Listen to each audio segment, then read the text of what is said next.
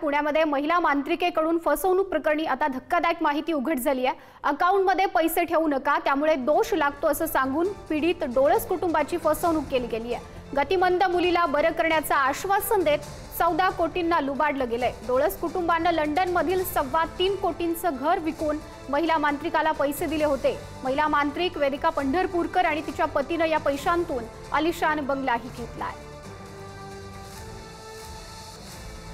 Sir आमचं काही बरं वाईट झालं तर आमच्या मुलींना राहायला घर नाहीये।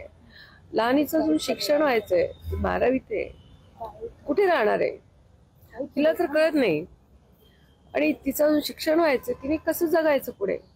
24 तास आम्हाला हिच्या बरोबर राहावं लागतं, आम्हाला सोडता येत नाही हो मुलींना। हिशोब तर नाही केला पण होत अर्थात आपल्याच मुली आहेत, पण त्याच्यात काहीतरी असेल। बरेच होतात खर्च, कारण की फिजिओथेरपी होतं, ऑक्युपेशन थेरपिस्ट होतं लहानपणीपासून, स्पीच थेरपी होतं तिला।